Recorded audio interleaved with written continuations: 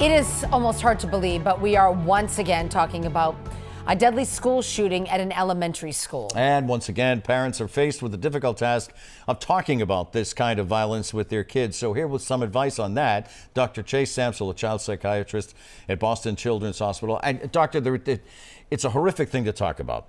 So how, where, how do you even start the conversation? Yeah, thanks. You're absolutely right. And I think the important thing to say is just to start, have the conversation, because not saying something about it, not talking about it means it's too tough to talk about and leaves kids to their own worst fears, or maybe what another child said at school, or whatever their favorite internet TikTok personality might be telling them is the truth. Right. So ask. Right. And make a short statement. Don't overtalk. Can I just interrupt at this point? Should Sure. you as a parent initiate the conversation, or should you wait till your child actually asks you about it?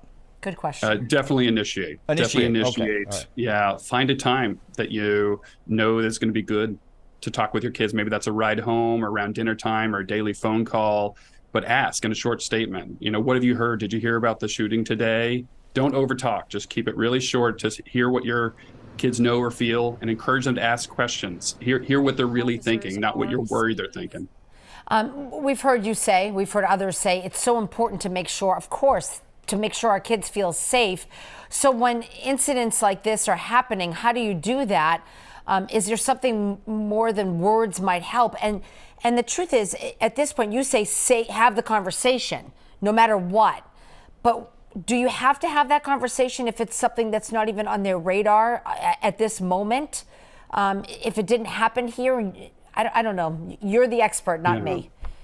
Yeah, I think for younger kids, you know, it might not be on their radar, and it could be okay for them not to hear or talk about it. But frankly, there are so many times if we don't ask if they've heard about anything, we're going to be guessing, and they might be worrying alone. I think for teens and tweens who have access to social media, you should assume that they do know, and you're wanting to ask. They're definitely going to hear about it, and maybe heard about it before you did as parents. I hate to ask this question this way, but one is too many. But so with the frequency of shootings that are happening and that are being reported in the news, is there fear they're going to become desensitized to this kind of news? And could that be true for kids? And how do you prevent that? And without frightening them, you know what I'm saying?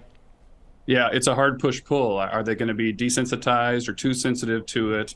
And I think the important thing is to try to find a little bit of middle ground in both of those regards. It is frightening to talk about, but if we talk about it, we show that it's not too big to talk about, and we can talk about scary things, but also that this does matter, and we need to talk about it for teens that might be desensitized or think that it's not a big deal from them. Before you go, can you give an age range just for parents who are out there listening, thinking, well, my child's 5 years old. I don't think he means 5 years old, or is he saying teens? Yeah, I think for school-age kids, for elementary school, maybe probing just to hear if they've heard about anything scary going on without naming the thing would be good to do. But I think for middle schoolers and high schoolers, you've got to assume, especially with access to social media, and even if they don't have access to social media and the news that their peers do, that they're probably talking about it, and maybe needs to be asked, did you hear about the shooting? Did you actually hear about the event? To show you know what they might be thinking about and what you want to talk about. Thanks for your thoughts, Dr. Samsel. It's great to hear from you. Yeah, we appreciate your time. Thank you so much.